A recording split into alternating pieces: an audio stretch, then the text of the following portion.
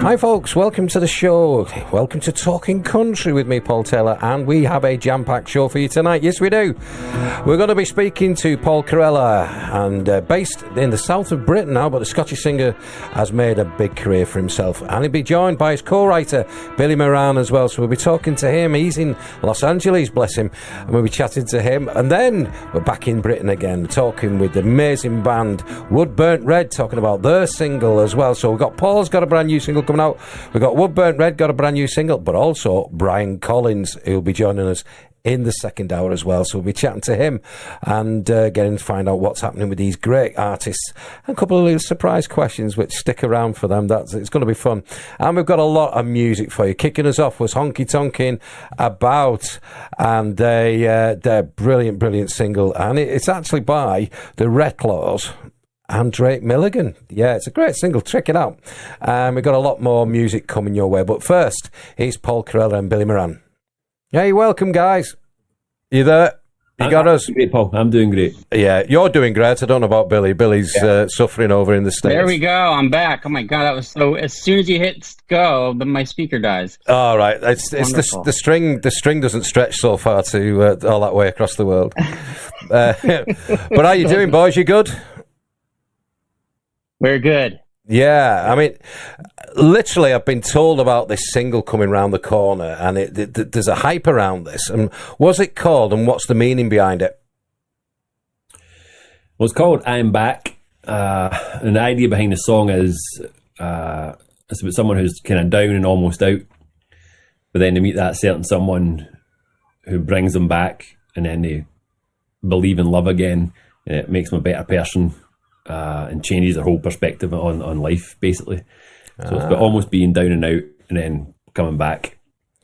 That makes a change, really, for some of the country music songs, because some of them are, I'm in love and now I'm down and out, you know. So it's actually reversed it, hasn't it, really? Exactly that, yeah. Which is a good thing. We need some positivity in the world as well. A little bit of hope. We need a little bit of hope. Exactly. And you guys have worked together before, haven't you? And a great single last time as well. And how did you two guys get to meet? I think we were in Germany. We were doing a tour. I had another band called the Station Breaks at the time. And we were doing a tour of Germany, and Paul was the opening act. And he and I just hit it off. We were just like two souls, just... We connect on so many things as far as like even outside of music, just our own personal interest.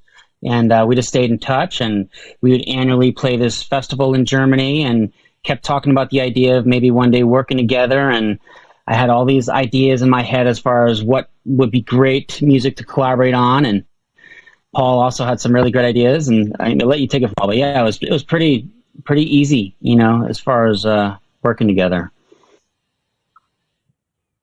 Yeah, exactly that. And it's the amazing thing is with Billy being in LA and me being in Brighton, it doesn't affect how well we work together. Yeah. So Billy will write a piece, send it to me. I'll write a piece, send it to Billy, or we'll be on the phone to each other and each have notes open. And this still blows my mind that you update the notes, and live, and it changes on your phone. You know, so it's with technology today, it's so easy to be this far apart and yet create something as if you're right beside each other, you know. And very cost saving as well, because I can just imagine the flights going backwards and forwards back in the old days. Oh yeah. So obviously, Paul, we've spoke last time, and it's nice to see you again, my friend. And I think you were on an extensive tour, I think round Brighton area as well. I think you'd said you'd ended up on the south of England as well, and that went really well, didn't it? Yeah, it was fantastic. Yeah, we had a sellout show, ended in Brighton, and then Billy and I played in Rome. I think the week before that, it was, and then we've since played in Rome last month as well again. So the shows have been coming in pretty hard and fast, which is great. But also getting to play with Billy in Europe has been really special. While we're creating this new music. Yeah, it's a great collaboration, and like you said, you get together quite regularly with the festivals. And say Rome as well, you would never necessarily associate the kind of music associated with Rome. Or am I wrong? Yeah, it's pretty wild. I mean, we've been very fortunate enough to have a great fan base that just supports this music, and they'll follow us wherever we may be. We just toured Scotland together. We did Glasgow and Edinburgh, and we went and did Belfast. It was quite fun. I mean, and the fans just they love the journey. They love to support the music. So it's been really cool to experience that. And Billy, how did it? I mean, obviously we spoke at length with Paul about his career from the get-go. What about yourself? How did it all start with yourself?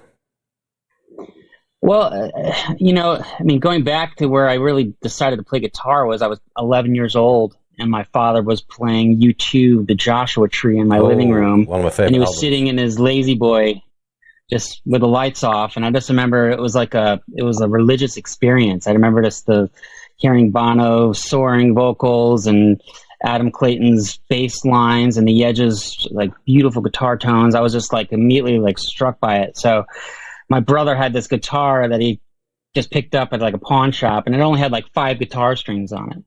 And I immediately just started like listening to Adam's bass line and trying to figure out how to play the bass line.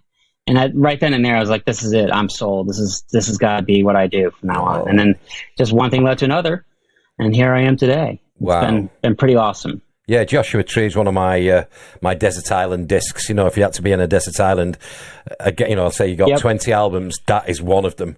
And Streets Have No Name. I mean, and you're quite right, really. With the Edge. I mean, if you look at the Edge's guitar playing, it's very, very, very simplistic, but heavy on the effects. But it resonates, doesn't it? It doesn't need to be fancy. It doesn't need to shred Brad Paisley-esque. It's just nice, isn't it?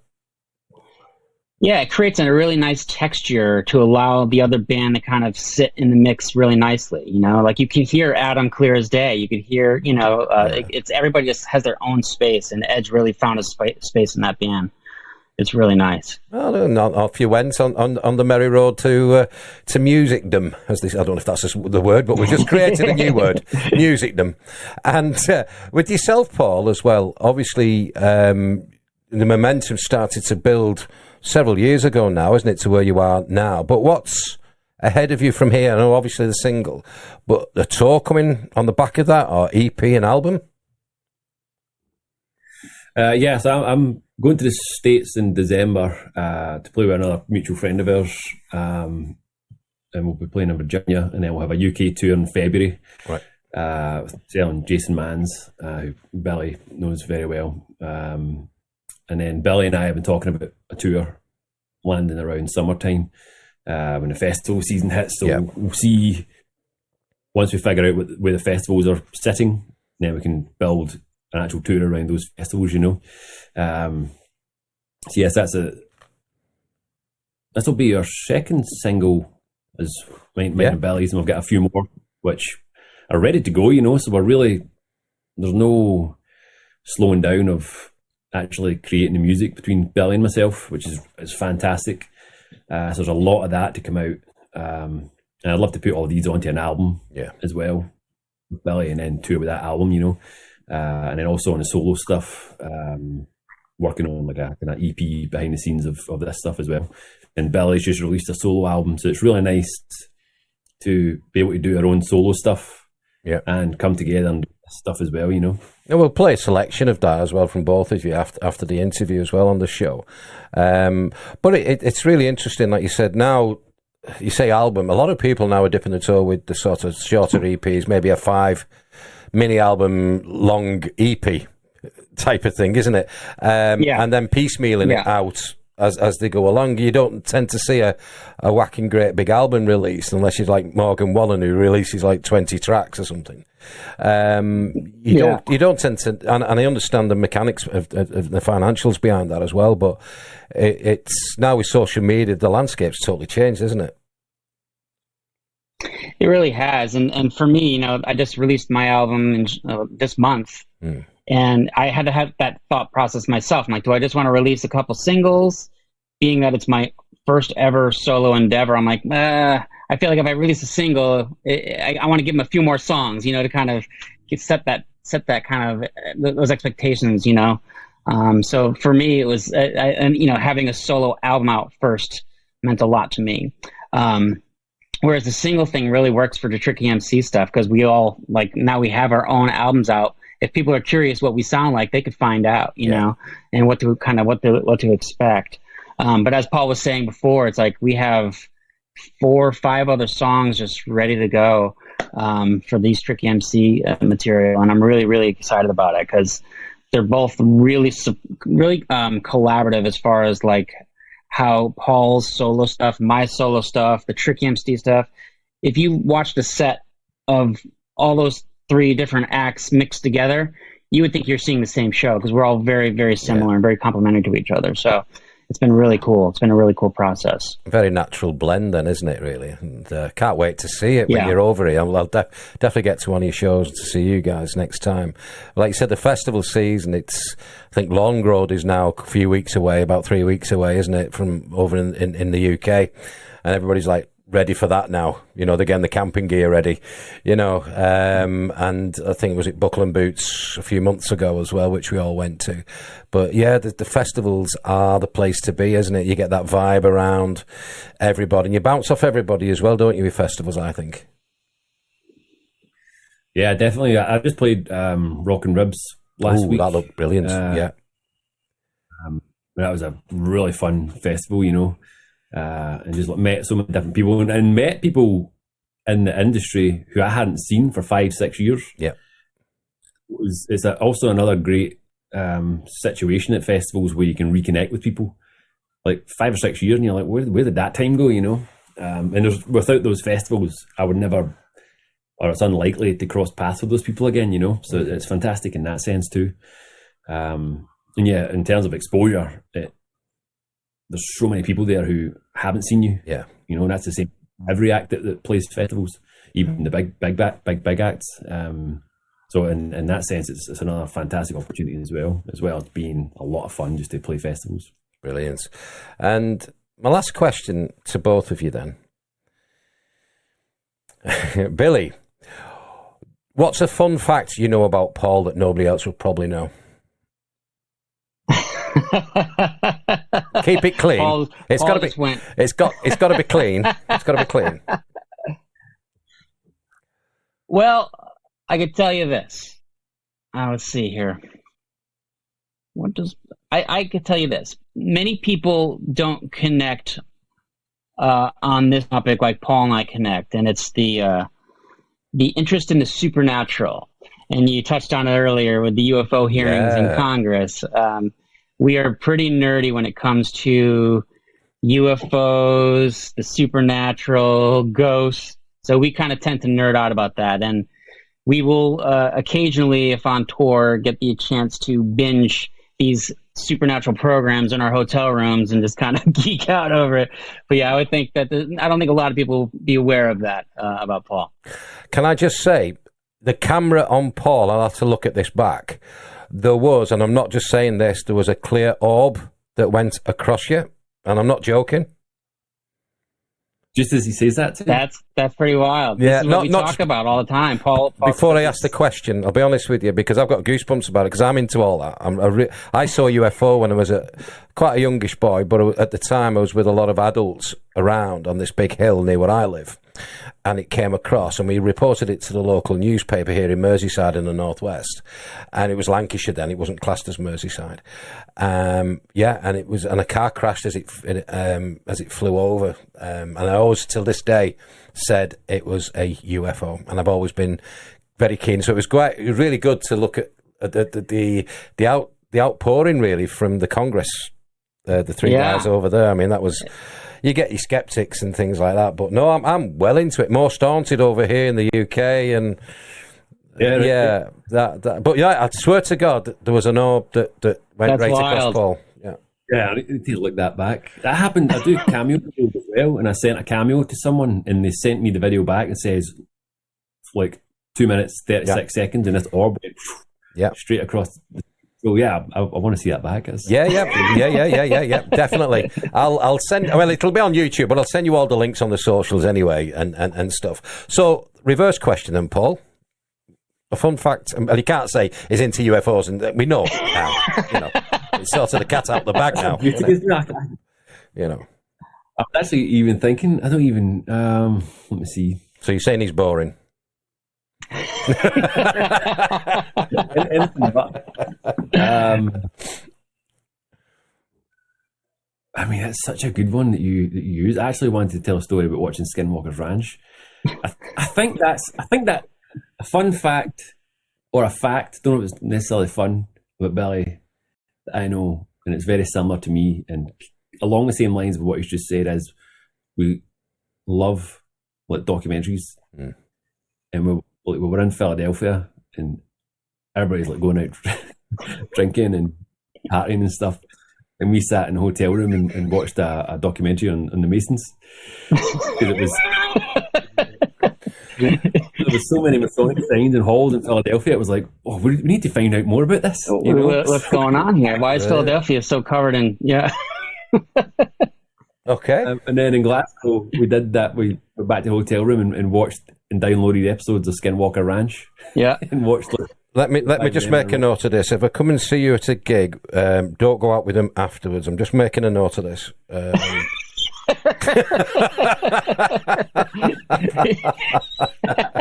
a fact. I don't necessarily know if it's... No, it's honestly, it's good. Well, if you want to learn about the Freemasons, come hang out, you know.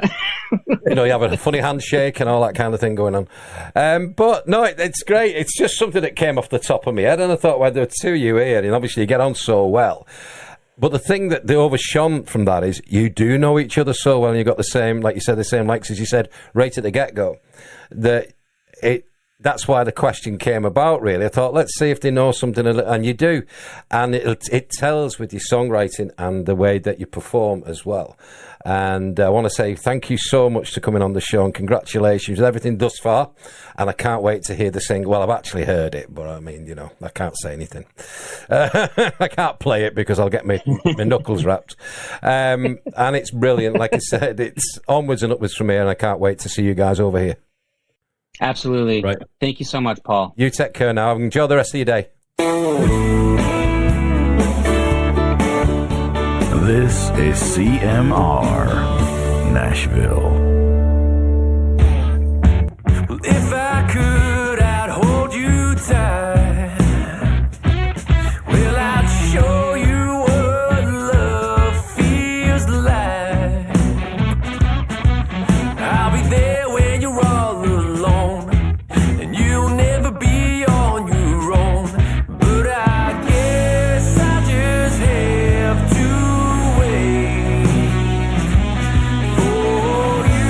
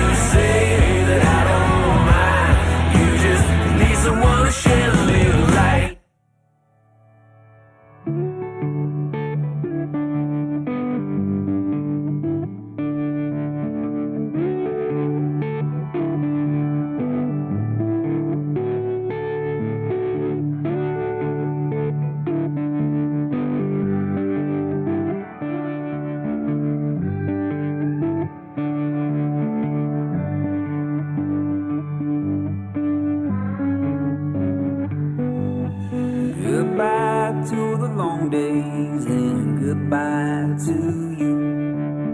Even to the short ones and all the days through. Sitting reminiscing, must forget the way.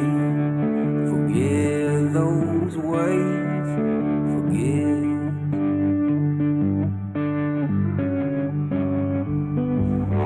Fate makes a man thirsty with thoughts of good deeds. A call from a coyote seems to agree. An ending transcending our strain to see. Strain to see. A boy, a dream.